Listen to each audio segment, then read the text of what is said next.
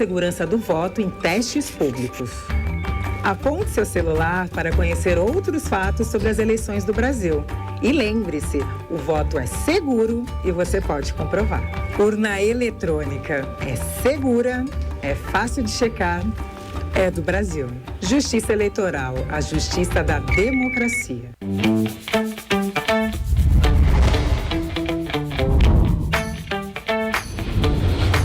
TVC, a TV do Correio da Manhã.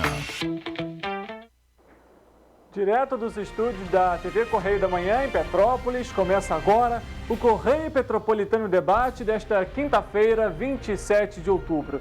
Hoje daremos destaque aos microempreendedores. Em Petrópolis, são mais de 4 mil.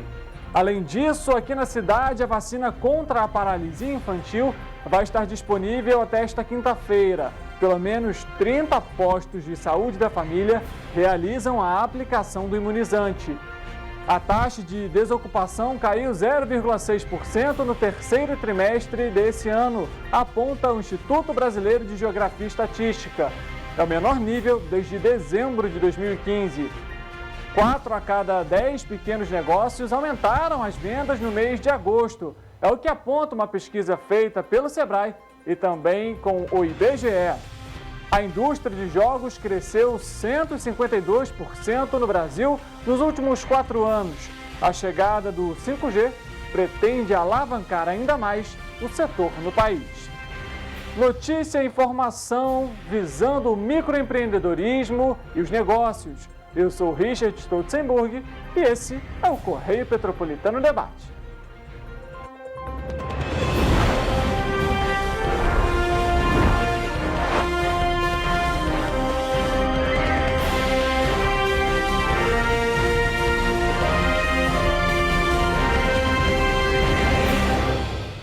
Uma boa tarde para você. Nós começamos essa edição falando sobre eleição, porque por unanimidade, na sessão administrativa dessa última terça-feira, o Tribunal Superior Eleitoral, TSE, aprovou a medida para determinar que não haja redução do serviço público de transporte coletivo de passageiros no dia 30 de outubro, ou seja, no próximo domingo, data que vai ser realizado o segundo turno das eleições. A norma foi incluída na Resolução 23.669 de 2021, que trata dos atos gerais dos processos eleitorais. Quem desrespeitar a medida poderá ser enquadrado nos crimes eleitorais previstos nos artigos 297 e 304 do Código Eleitoral, feito pela Lei 4.737 de 1965. Isso sem prejuízo a outras penalidades. O relator da instrução e presidente da Corte Eleitoral, o ministro Alexandre de Moraes, destacou a importância do ato para garantir a aplicação de políticas públicas que facilitem o acesso às sessões eleitorais. Abre aspas. Quanto mais transporte, mais comparecimento. Quanto mais comparecimento, mais democracia. Fecha aspas. Essas foram as falas do ministro Alexandre de Moraes. A gente vai continuar falando sobre essas questões. Até essa quinta-feira, a gente vai mudar de assunto antes de falar sobre eleição de novo, porque os responsáveis, os pais, têm até hoje para levar as crianças de 0 a 5 anos para tomarem vacina contra a paralisia infantil. A campanha tem o objetivo de imunizar 95% do público-alvo, mas em Petrópolis esse índice não é lá muito bom. Com o objetivo de ampliar a cobertura vacinal, a Prefeitura de Petrópolis vai realizar até esta quinta-feira uma mobilização em 30 postos de saúde na cidade para que as crianças petropolitanas sejam vacinadas contra a poliomielite. A meta é atingir 95% do público-alvo, mas até o momento apenas 38,68% das crianças até os 5 anos foram imunizadas de acordo com dados da vacinação no site do Ministério da Saúde. Todos os postos de saúde vão realizar os atendimentos de 9 9 da manhã às 3 da tarde. Para que a criança receba o imunizante, é necessário levar o cartão de vacinação, assim como o cartão do SUS ou o CPF. O posto de saúde da família do Brejal, por exemplo, no distrito da Posse, vai funcionar de 9 da manhã às 2h30 da tarde. Postos itinerantes ainda vão ser montados para atender o público. Em todo o país, 68% das crianças de 0 a 5 anos foram vacinadas contra a poliomielite. No estado do Rio de Janeiro, apenas 45% do público-alvo foi imunizado. Em Petrópolis, o objetivo é que 14.395 crianças sejam imunizadas, mas até o momento, apenas 5.559 receberam o imunizante.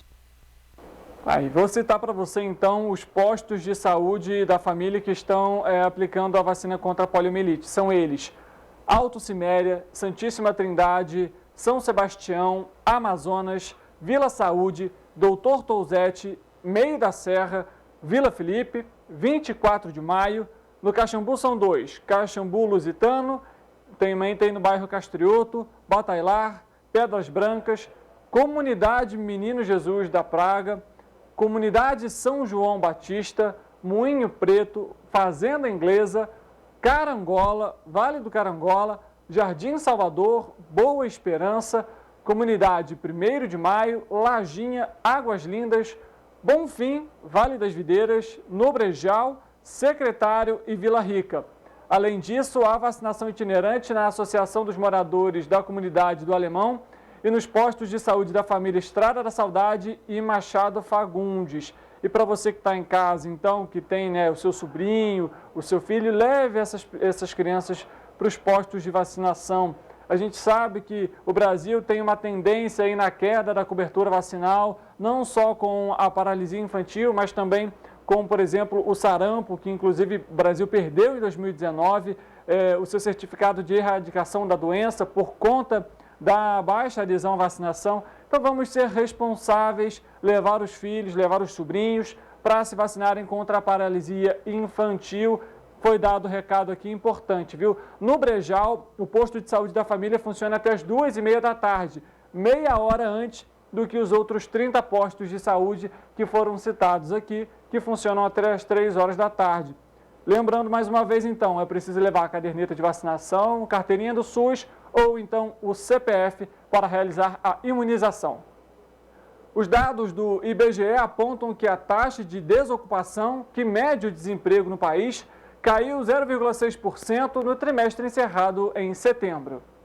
Dados da pesquisa de análise contínua, o PNDA, apontou que a taxa de desocupação, que mede o desemprego no país, segue em queda e chegou a 8,7% no trimestre encerrado em setembro. Esta é a menor taxa desde o trimestre fechado em junho de 2015, quando foi registrado 8,4%, e representa uma queda de 0,6 ponto percentual na comparação com o trimestre anterior, terminado em junho, com 9,3%. O número de pessoas ocupadas com 99.300.000 pessoas, cresceu 1% no trimestre e 6,8% no ano, batendo novamente o recorde na série histórica iniciada em 2012. Já a população desocupada, que representa 9,5 milhões de brasileiros, chegou ao menor nível desde o trimestre terminado em dezembro de 2015, caindo 6,2% no trimestre e 29,7% no ano. O nível da ocupação atingiu 57,2%,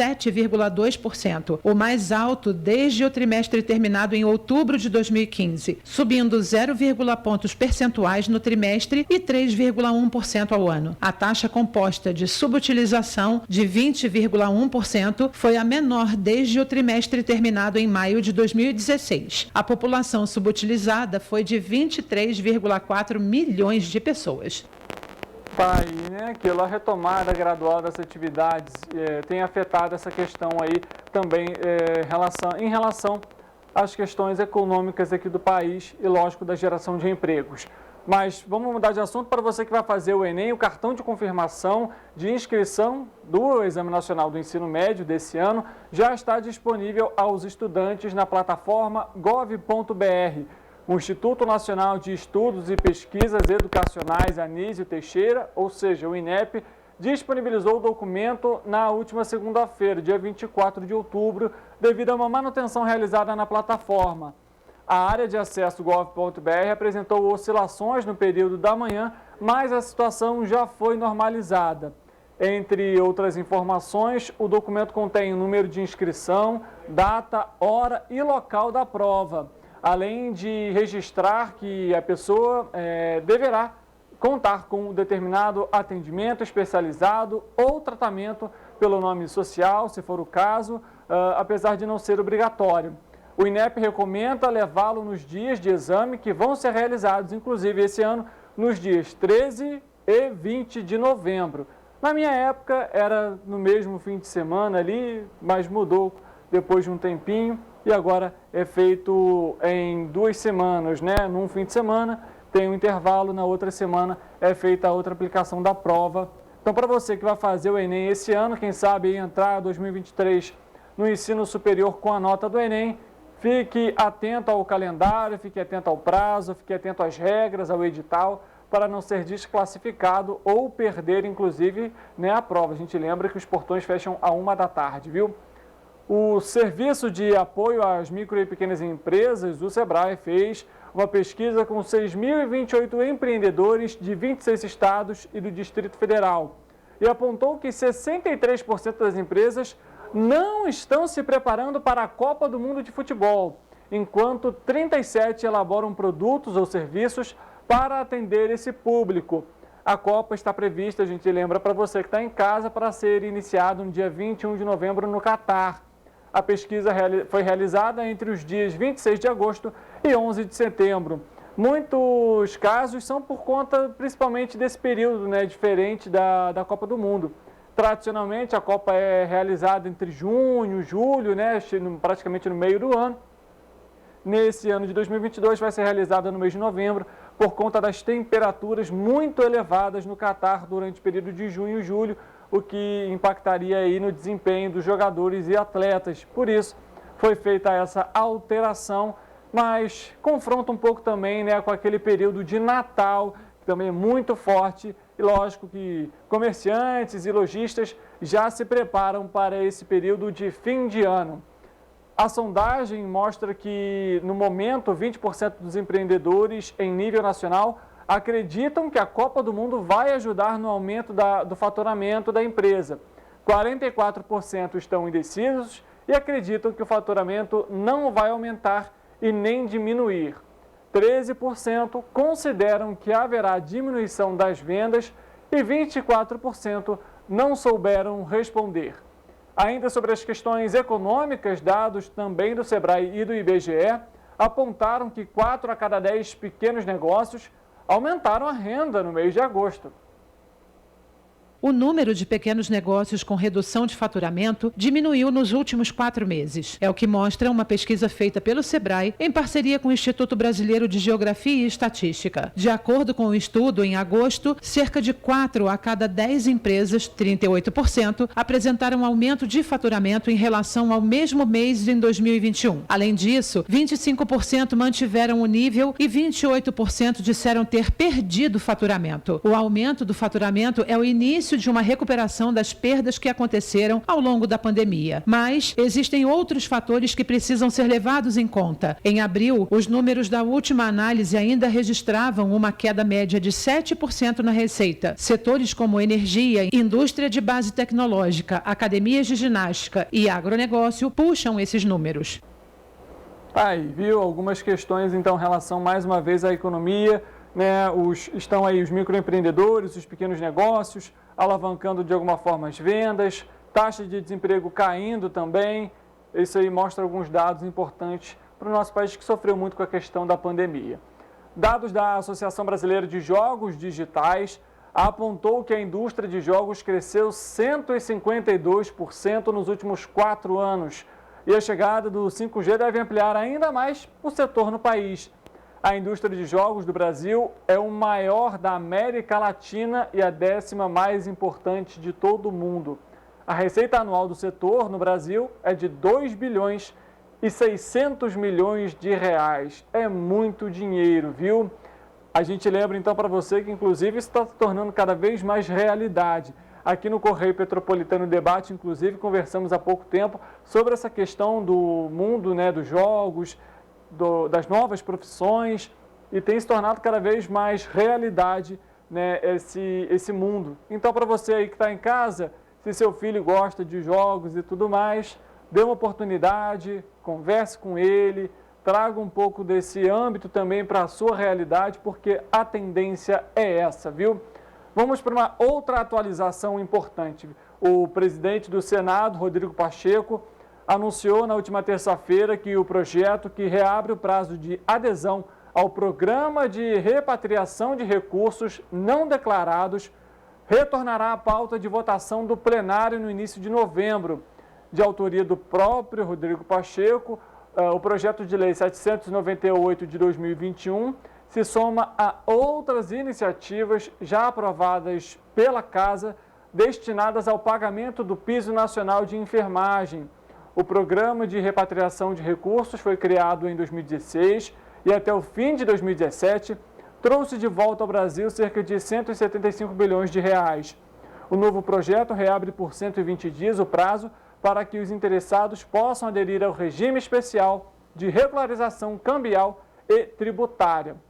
Mais uma das alternativas aí do Congresso Nacional tentando aprovar aquele piso salarial para os enfermeiros, né, que chegou a ser aprovado, inclusive no Congresso, mas foi vetado pelo Supremo Tribunal Federal, teve a votação também optou por essa suspensão por um período de 6 meses. Então, a gente lembra que o reajuste era para R$ 4.750 para os enfermeiros, 70% para os técnicos de enfermagem e 50% para auxiliares e parteiras.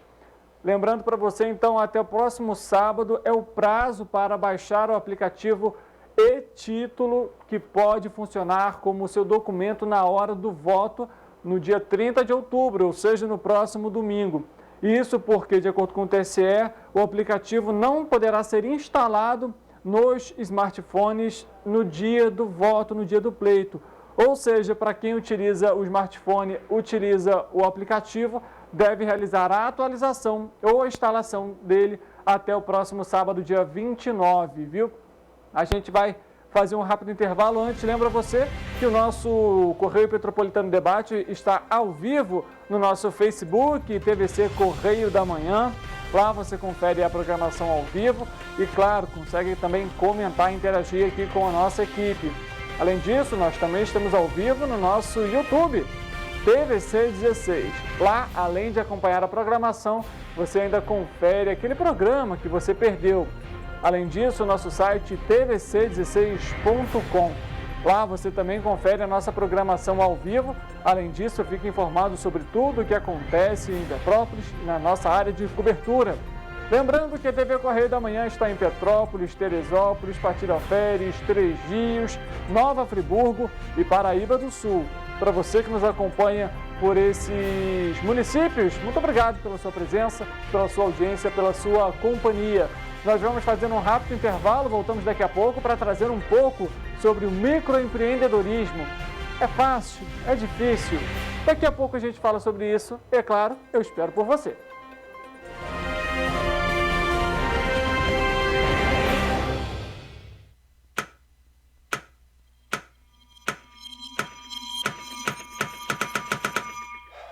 Cara, o que a gente tá fazendo, hein? Vamos falar um segundo sobre a gente? Sim, sobre violência contra a mulher, mas mais sobre a gente. Pensa nas mulheres que você conhece, nas mulheres próximas de você. Colegas de trabalho, vizinhas, amigas, as mulheres da tua família. Agora imagina que a cada 8 minutos, uma delas é estuprada. Duro de engolir, né? Mas é o que está acontecendo no Brasil. Aqui, 7 em cada 10 mulheres já sofreram violência ou assédio no trabalho. E absolutamente todas as mulheres, inclusive as que você pensou, vão sofrer algum tipo de abuso pelo menos uma vez durante a vida. Pesado, né? Mas e aí? O que a gente tá fazendo? Vamos falar sobre a gente. Sobre o jeito que a gente trata as mulheres. Passa a vara, senta a rola, pega de jeito, Comer, meter, fuder. Aê, garanhão. Pegador, Comedor. Ensinam pra gente que a mulher é uma coisa a ser conquistada, um prêmio, e que você não deve aceitar um não como resposta. Ela não te dá bola, é porque tá se fazendo de difícil. É só pagar um drink que ela tá na tua, irmão. Manda ver. Ela tá pedindo. Só um beijo. Um beijinho, pô. Não tem mulher que não dá. Só tem homem que não sabe pegar. Vai lá, pega ela, mostra que é macho. É assustador quando a gente ouve isso fora de contexto, né? Agora imagina o quanto é assustador para elas. Quantas vezes você já ouviu alguém falar assim? Seja na escola, seja no trabalho, seja na balada, até na sua própria casa. Tá errado. Então, vamos falar sobre a gente? Porque a gente pode mudar essa realidade. Não tem que ser desse jeito. A violência contra a mulher não é um problema da mulher. É um problema nosso. É problema meu. É problema meu. É um problema meu. Meu. Meu. Meu. Meu. Meu. Meu. Meu. Meu. Meu. Meu. É um problema meu. A responsabilidade é nossa.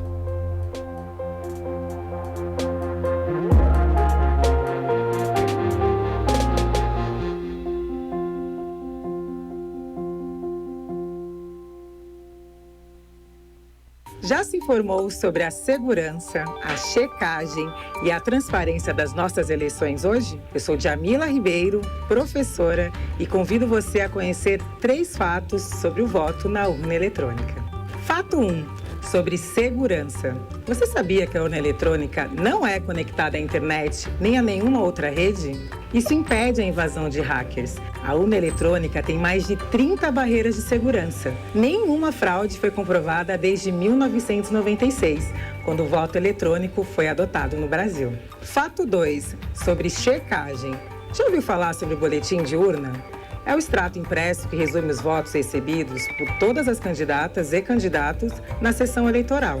Quando termina a votação, o boletim de urna é fixado na entrada da sessão e qualquer pessoa pode fazer a sua própria apuração. Fato 3. Sobre transparência. Sabe aquele ditado, quem não deve não teme? Todo ano, a Justiça Eleitoral convida instituições, partidos políticos e especialistas em segurança digital para comprovar a segurança do voto em testes públicos. Aponte seu celular para conhecer outros fatos sobre as eleições do Brasil. E lembre-se, o voto é seguro e você pode comprovar. Urna eletrônica é segura, é fácil de checar, é do Brasil. Justiça Eleitoral, a justiça da democracia. Olá, amigo e amiga! Esta época de tempo mais frio contribui para espalhar doenças respiratórias, incluindo a temida Covid-19. Você que não deixa de cuidar da sua saúde, confira sua caderneta de vacinação e não perca a oportunidade de atualizar o seu calendário de vacinas. É simples e faz bem a você e a quem vive ao seu redor. Acesse o site novaiguaçu.rj.gov.br. Procure o ponto de vacinação mais próximo e tome todas as doses recomendadas para a sua idade. Não perca tempo, pegue a sua caderneta e coloque a sua vacina em dia. Aproveita e confere a caderneta de toda a família também, tá? Juntos vamos seguir vencendo a Covid-19. Não vacile, vacine. Prefeitura de Nova Iguaçu.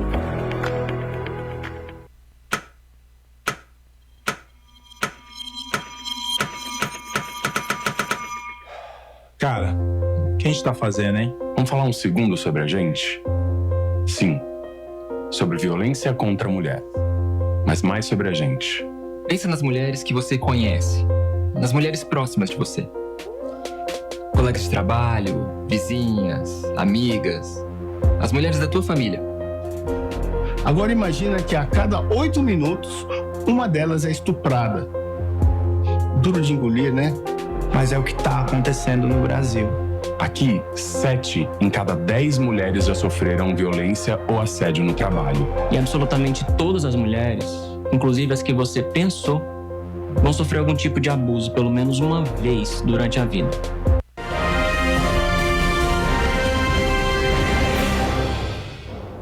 Correio Petropolitano Debate de volta nessa quinta-feira. Muito bom ter a sua presença, a sua audiência aqui com a gente. A gente abre esse segundo bloco falando sobre microempreendedorismo. Abrir o primeiro negócio. É difícil? É fácil? Com o que se preocupar? Essas são algumas questões que muitos brasileiros se perguntam no momento de empreender. Por isso, nós vamos conversar com a Suelen Fernandes, que ela é analista do Sebrae, para passar algumas orientações para você que está em casa que quer abrir o seu primeiro negócio. Suelen, muito boa tarde para você, seja bem-vinda. Qual que é a primeira coisa que a pessoa tem que pensar? Assim, são várias, na verdade, né? Um conjunto de coisas e às vezes a pessoa fica perdida, poxa, o que eu faço primeiro, o que eu não faço?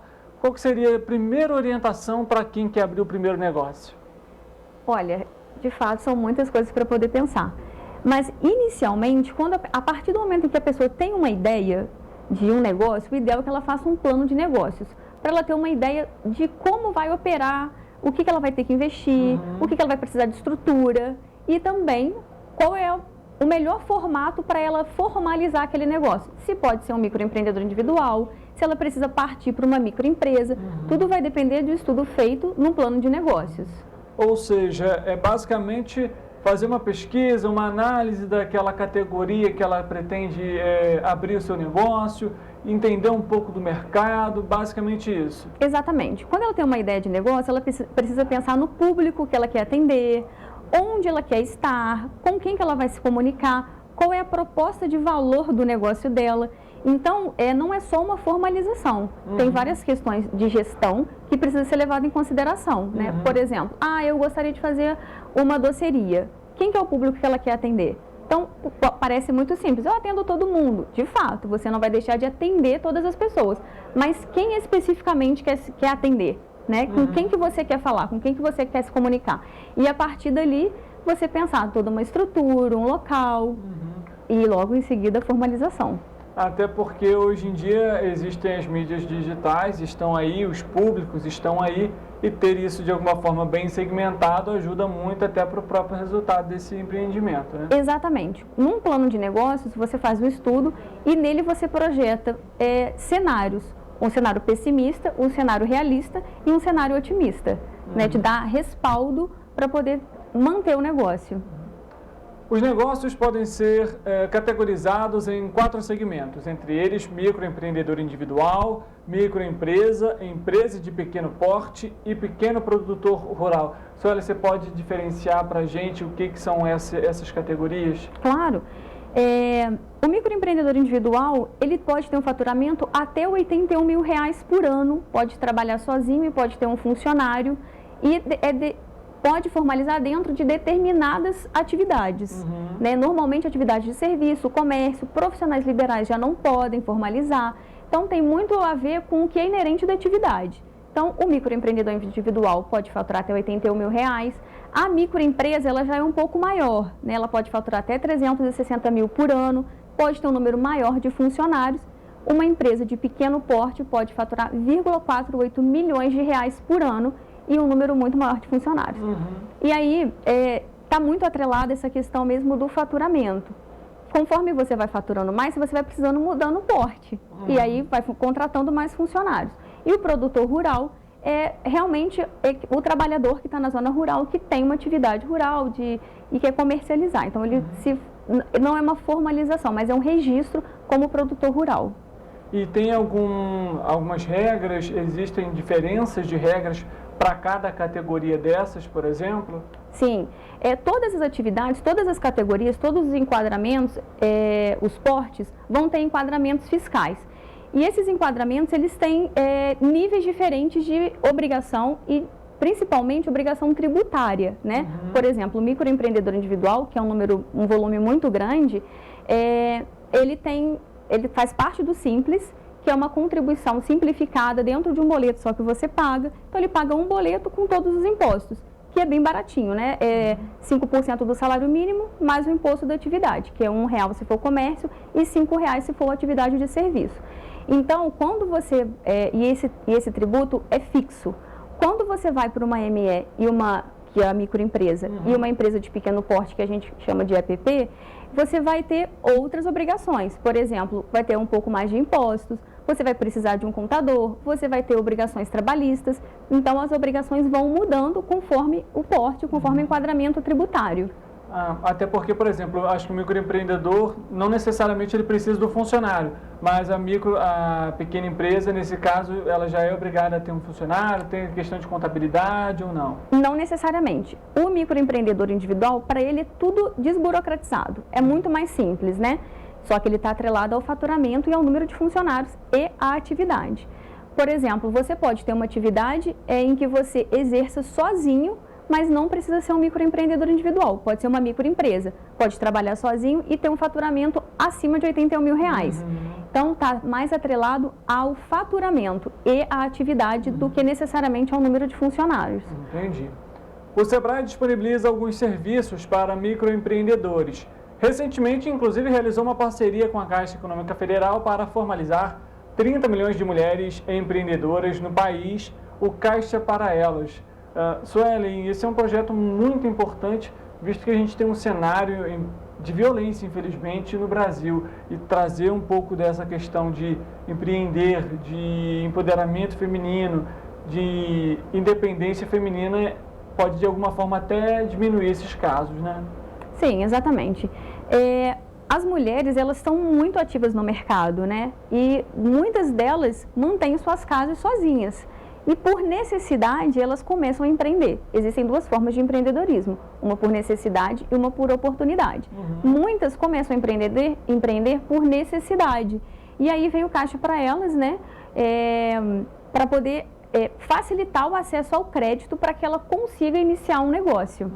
Ela não precisa necessariamente estar formalizada, pode ser uma pessoa física, e pode ser um microempreendedor individual. E aí ela vai conseguindo um acesso maior ao crédito conforme o período que ela já está formalizada.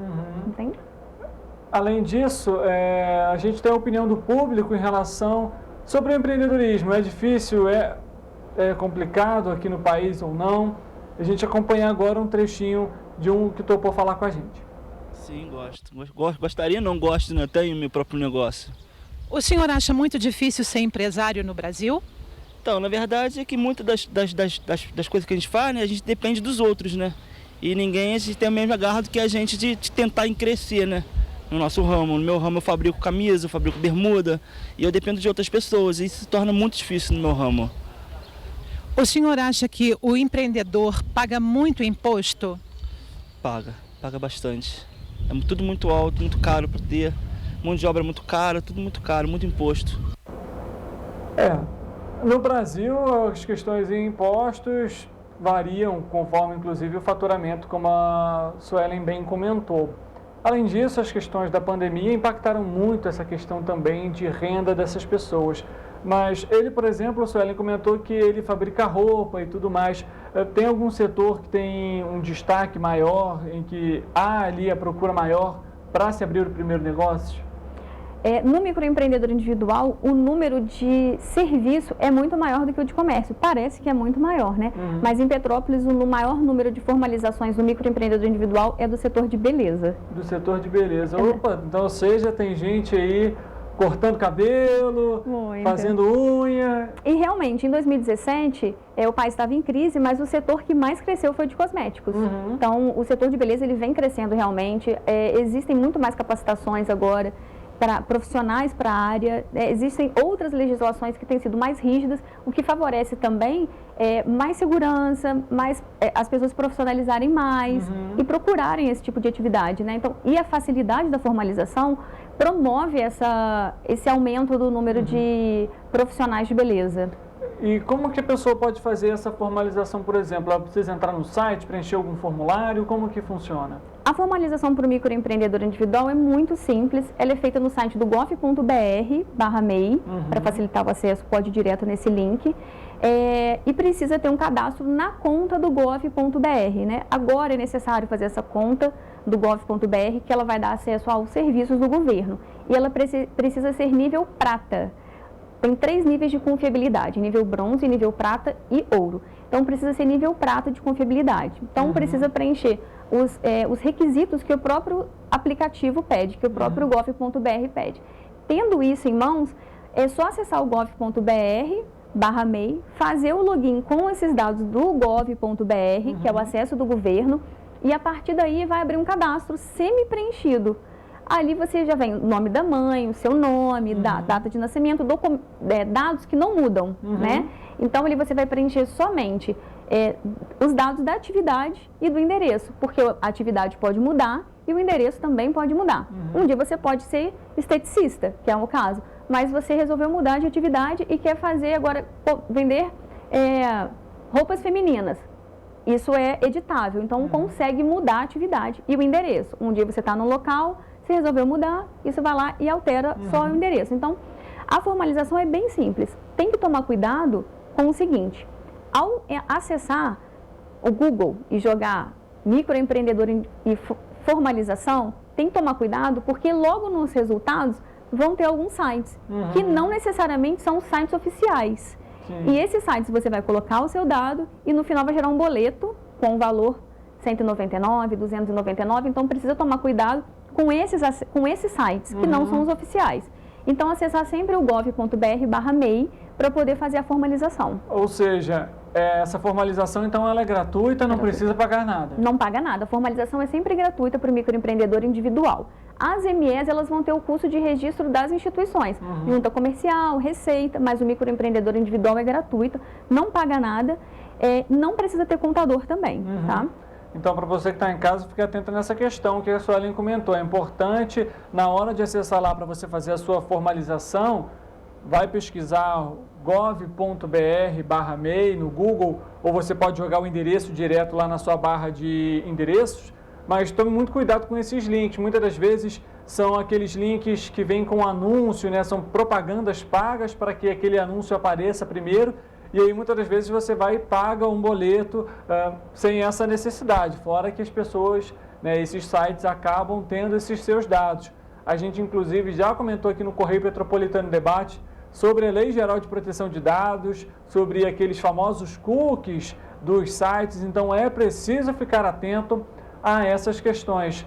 Suelen, para trocar de categoria também precisa pagar uma taxa? Não, é tudo gratuito nesse caso para o microempreendedor individual, né? Para o microempreendedor individual continua sendo gratuita a alteração e a baixa. Para o MEI sempre é gratuito, abertura, alteração e baixa. Caso haja necessidade de alteração de endereço, alteração de atividade, vai acessar o mesmo site, sempre o gov.br/MEI, e vai fazer a alteração. Ah, mudou de telefone. É importante também manter esses dados sempre atualizados, que são os dados editáveis, que a gente pode alterar. Telefone, e-mail, endereço e atividade, manter sempre atualizado. Mudou de endereço, foi para um espaço maior, que a gente espera que isso aconteça com os negócios, que eles cresçam, que eles gerem emprego e renda para o município, para o país. E aí alterou a atividade, incluiu mais uma atividade, porque o microempreendedor individual não precisa ter uma atividade apenas. Ele pode ter uma atividade principal e 14 atividades secundárias. A gente só recomenda que as atividades elas não sejam divergentes, né? Que você tenha uma atividade, uma sorveteria e um pet shop, porque a legislação vai ser divergente.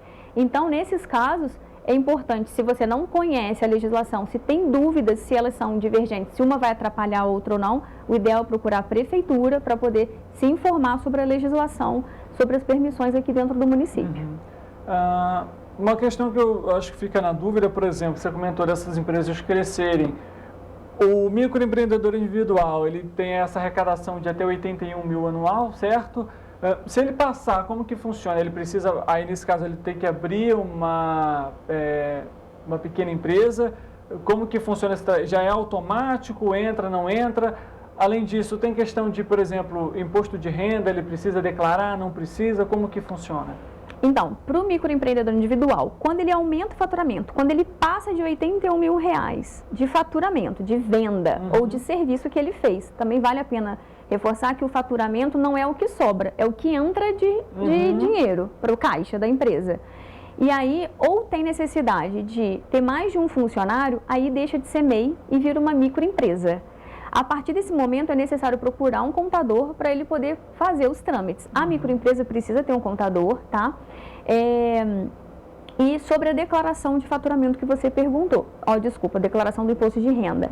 O microempreendedor individual tem duas obrigações. Uma é pagar o DAS, que é o documento de arrecadação do Simples, é um boleto onde tem os impostos, né? 5% do salário mínimo e o imposto da atividade, R$ 5,00 ou R$ 1,00. A outra obrigação é a declaração anual de faturamento. É o momento em que você informa o faturamento que a empresa teve, quanto que a empresa recebeu. Você vai informar no site do governo também, lá no gov.br/MEI, tem lá declaração de faturamento, é ali que é feito e é gratuito também, tá bom? Passou, procura o MEI. Ficou dentro do 81, procura o contador para alterar. Ficou dentro dos R$81 mil, pode ser que seja necessário fazer a declaração do imposto de renda da pessoa física. Por exemplo, faturou R$60 mil, existe um cálculo que é feito para saber se você precisa fazer a declaração da pessoa física ou não. Porque nem todo o dinheiro que está lá da empresa é do empresário, o dinheiro é da empresa, mas parte daquele dinheiro é do empresário. Então, essa parte que ficou para o empresário pode ser necessário fazer a declaração do imposto, imposto de renda da pessoa física, tá?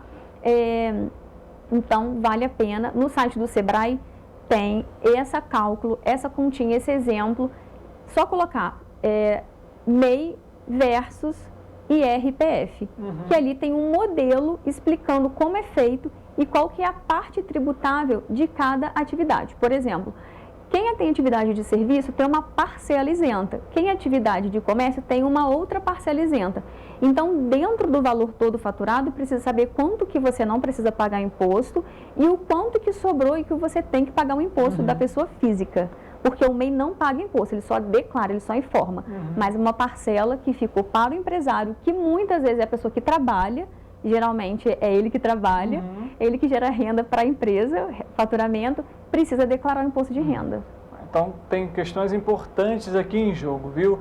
Aquela questão de imposto de renda no final do ano, no início do ano, você ir com a Receita Federal, tem que tomar muito cuidado. Não, tem até aquele, o leão, leão, né, que se fala, né? Senão o leão vai lá. É complicado, viu? Tem lá suas responsabilidades também, é preciso ficar atento, então, nessa questão. Como a Suelen comentou, lá no site do Sebrae tem essas orientações para você. A pandemia afetou muito os negócios, como a gente comentou, principalmente os microempreendedores. Mas com a retomada das atividades econômicas, aos poucos o cenário tem mudado.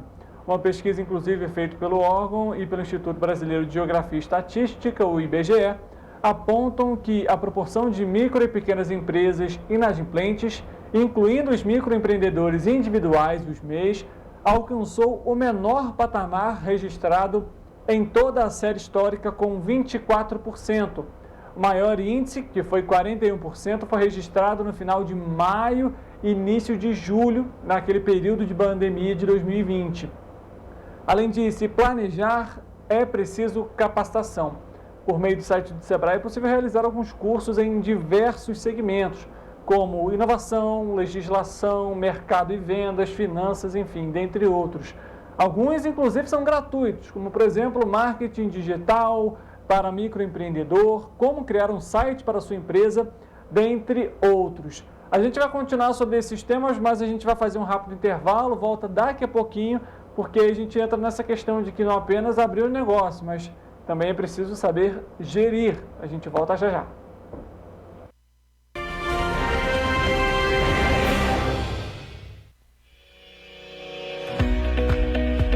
Olá, amigo e amiga. Esta época de tempo mais frio contribui para espalhar doenças respiratórias, incluindo a temida Covid-19. Você que não deixa de cuidar da sua saúde, confira sua caderneta de vacinação e não perca a oportunidade de atualizar o seu calendário de vacinas. É simples e faz bem a você e a quem vive ao seu redor. Acesse o site novaiguaçu.rj.gov.br. Procure o ponto de vacinação mais próximo e tome todas as doses recomendadas para a sua idade. Não perca tempo. Pegue a sua caderneta e coloque a sua vacina em dia. Aproveita e confere a caderneta de toda a família também, tá? Juntos vamos seguir vencendo a Covid-19. Não vacile, vacine. Prefeitura de Nova Iguaçu.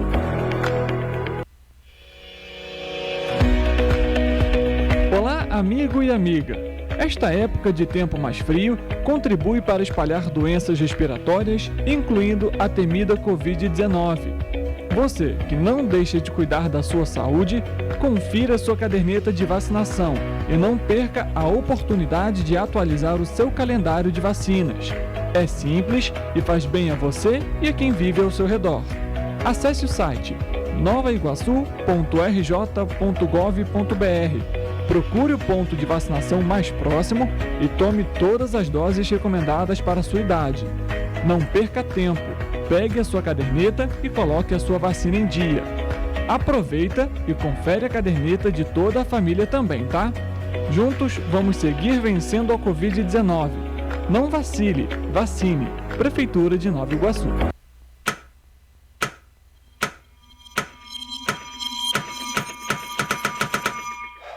Cara, o que a gente tá fazendo, hein? Vamos falar um segundo sobre a gente?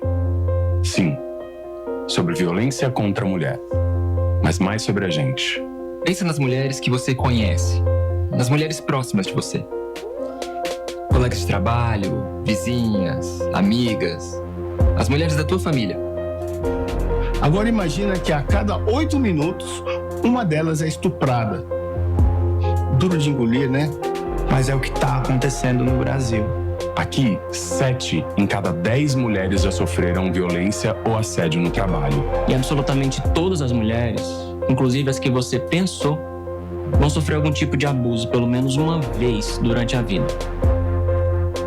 Pesado, né? Mas e aí? O que a gente está fazendo? Vamos falar sobre a gente. Sobre o jeito que a gente trata as mulheres. Passa a vara, senta a rola, pega de jeito. Comer, Meter, fuder. Aê, garanhão. Pegador, comedor. Ensinam pra gente que a mulher é uma coisa a ser conquistada, um prêmio, e que você não deve aceitar um não como resposta. Ela não te dá bola? É porque tá se fazendo de difícil. É só pagar um drink que ela tá na tua, irmão. Manda ver. Ela tá pedindo. Só um beijo. Um beijinho, pô. não tem mulher que não dá, só tem homem que não sabe pegar. Vai lá, pega ela, mostra que é macho. É assustador quando a gente ouve isso fora de contexto, né? Agora imagina o quanto é assustador para elas. Quantas vezes você já ouviu alguém falar assim?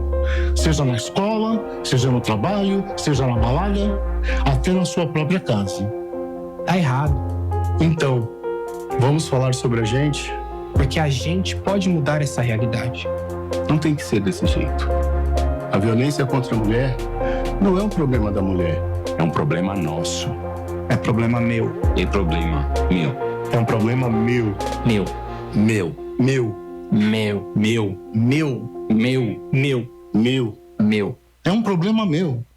A responsabilidade é nossa.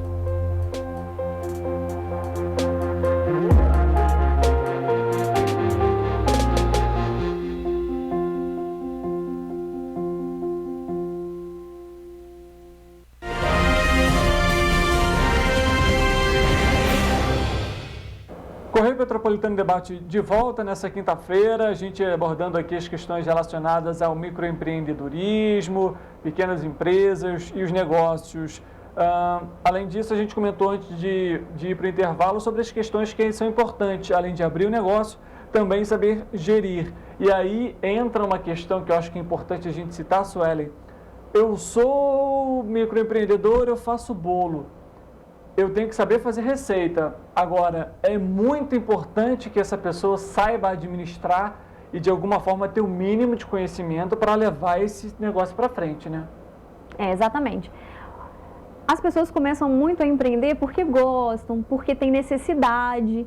E aí, gostam da atividade, começam a trabalhar, mas esquecem da parte da gestão, que é extremamente importante. É isso que vai sustentar o negócio no futuro, né?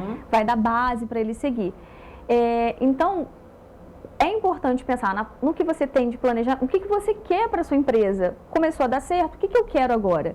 Então, isso parte de um planejamento. Quando você faz um planejamento, você precisa pensar na parte financeira também. Então, ali dentro vão abrindo várias oportunidades, várias possibilidades dentro da gestão do negócio que precisam tomar cuidado, precisam ter atenção. Né? Por exemplo, fez um planejamento. Dentro do planejamento, você vai pensar, quero expandir. Quais ações eu preciso ter para poder expandir? E aquelas ações incluem marketing, inclui finanças, inclui divulgação, inclui parceria, inclui fornecedores, clientes. Então, precisa ter esse cuidado com a gestão. Quando a gente fala assim, precisa disso, disso, disso, parece muita coisa. Mas isso é no todo. Só que precisa partir de um início, precisa começar. Até porque, por exemplo, hoje tem essas questões, a gente até comentou no bloco anterior, mídias digitais estão aí, então você vai precisar fazer um vídeo, vai precisar se comunicar, aquela pessoa que é tímida, de alguma forma vai ter que ali, fazer um curso, uma oratória, alguma coisa do tipo, para conseguir levar aquele produto, levar aquela mensagem, levar a sua marca adiante e, claro, alavancar o negócio. Vale lembrar, para você que está em casa, são mais de 490 atividades permitidas para o microempreendedor individual. Ou seja, não tem aquela desculpa de que eu não me encaixo em alguma coisa. É muita atividade, viu? No mês de agosto, as micro e pequenas empresas foram responsáveis por mais de 70% dos empregos criados no país, mostra o levantamento que foi feito pelo Sebrae, com base nos dados do Cadastro Geral de Empregados e Desempregados, o CAGED. O saldo foi de 278.600 contratações, isso no período, mais 199 mil vagas formais foram criadas por essas empresas. Aí a gente vê também, Suelen, o papel fundamental que hoje um microempreendedor, por exemplo, tem para a economia, por exemplo, das cidades, principalmente, né? Exatamente. O empreendedor individual, né, a microempresa e a empresa de pequeno porte, elas giram a economia do local, né? Porque a gente fala, você deu dados do nacional, mas aqui no estado do Rio, né, no cenário nacional, mas no estado do Rio foram 74 mil vagas de emprego geradas pela micro e pela pequena empresa, né? Foram 62% de empregos gerados pela micro e pela pequena empresa. O microempreendedor individual, ele pode ter um funcionário. Existe uma lei tramitando que é para aumentar para 2 funcionários e aumentar o faturamento, mas por enquanto ele pode 1. A partir do momento que ele pode, a ideia do microempreendedor individual é que ele cresça, por isso é necessário esse planejamento, ele pensar na gestão para que ele cresça de forma sustentável e possa gerar esses empregos. Precisa contratar por exemplo, a gente falou sobre a questão da pessoa que gosta de fazer o bolo, que abriu uma doceria, um café, e aí ela não consegue sozinha fazer isso tudo. Então ela vai lá, contrata uma pessoa às vezes para ir para auxiliar. Agora eu preciso de alguém para servir. Aí ela vai aumentando o número de funcionários dela, porque ela precisa também pensar na gestão, na estratégia. Porque quando o empresário fica só na operação, ele não consegue pensar na parte estratégica, né? E a ideia do negócio é exatamente isso, crescer, gerar emprego, gerar renda para a cidade. E principalmente contratar da cidade, né? A gente percebeu isso muito depois das chuvas, que a gente pensava mais em contratar pessoas da cidade para fomentar os negócios daqui, né? Petrópolis sofreu muito com essa questão das chuvas, né? Primeiro veio a pandemia, né, com um baque muito grande. As micro e pequenas empresas sofrem muito nesse período porque geralmente estão começando, né? O microempreendedor é a mesma coisa e muitas vezes não tem ali um caixa, né, uma reserva, e isso impacta muito nessas empresas quando acontece, por exemplo, o lockdown, que foi até o período mais crítico que a gente comentou aqui, mas mostra o quanto é fundamental essas atividades dentro da cidade, para gerar a economia da cidade. Em Petrópolis, Suelen, há uma dimensão de quantos microempreendedores temos? Em Petrópolis, a gente tem quase 35 mil microempreendedores individuais. Então, pensa, numa cidade com 300 mil habitantes, um pouco mais, né? São 10% de pessoas ativas trabalhando, né? Economicamente ativas, gerando... Alguns têm funcionários, outros trabalham sozinhos. Mas ele está trabalhando, ele está gerando renda para a família dele, está comprando do pequeno negócio do bairro dele, que vai colocar um filho na escola, que vai colocar um filho numa aula particular. Enfim, vai fazer esse dinheiro circular. Uma coisa que você comentou sobre a gestão de caixa, sobre gestão do negócio, ter um caixa, o Sebrae tem algumas capacitações online, né, que eles podem fazer no momento em que tiver disponibilidade. Acessar o site do Sebrae, o Sebrae tem inúmeros cursos online que na hora que tiver disponibilidade, no final do dia ou no início do dia, antes de começar a atividade, melhor, né? Porque depois que vai para a operação do negócio, é mais difícil. Então, no início do dia, entrou lá, assistiu um pouco sobre fluxo de caixa, sobre formação de preço, sobre marketing digital que você comentou. Então, o Sebrae tem várias capacitações online gratuitas para que as pessoas se capacitem, né?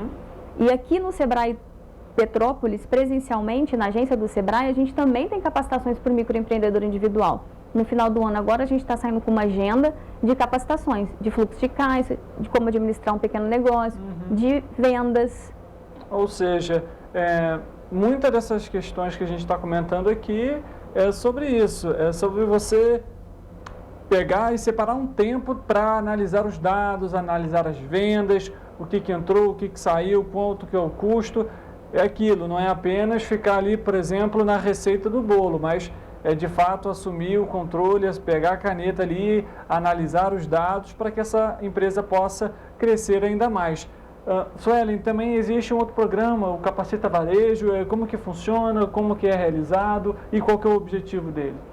O Capacita Varejo, ele é uma parceria do Sebrae, do Senac e do Sicomércio aqui em Petrópolis, com o objetivo de fortalecer o comércio varejista. Então, todo mês, a gente tem uma palestra com um tema escolhido pelos próprios empresários no mês anterior e a gente traz esse conteúdo para poder trazer capacitação dos colaboradores, dos empresários, não só para o empresário, porque chama Capacita Varejo, não necessariamente precisa o empresário. Por exemplo, no próximo mês, no dia 7 de novembro, às 9 horas, a gente vai ter uma palestra falando sobre estratégias para Black Friday e técnicas de venda.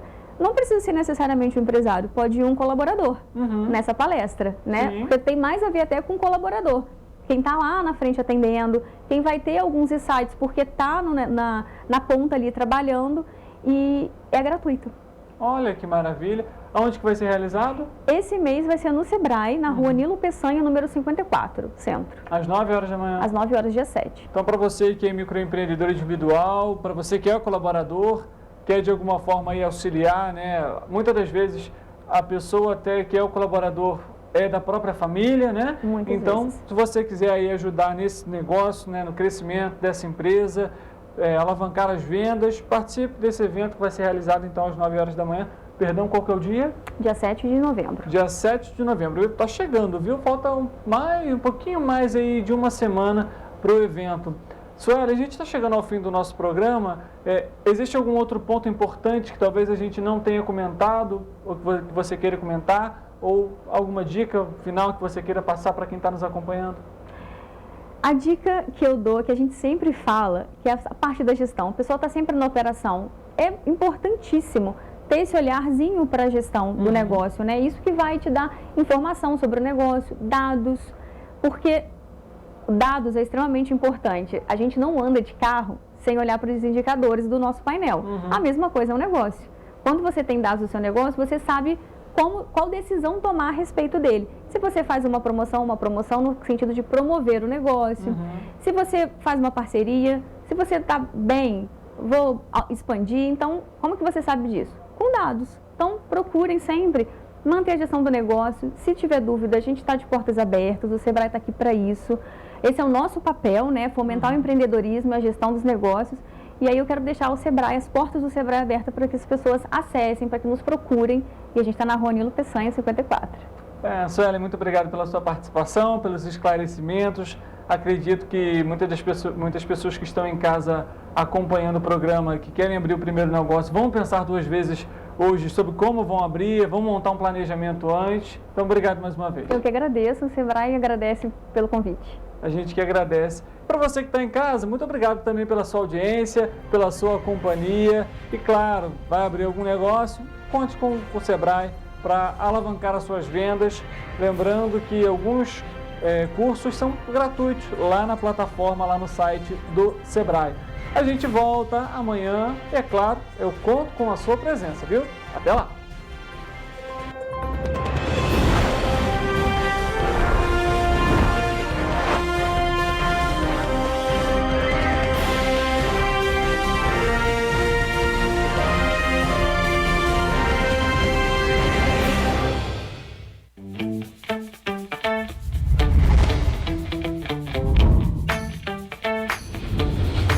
TVC, a TV do Correio da Manhã.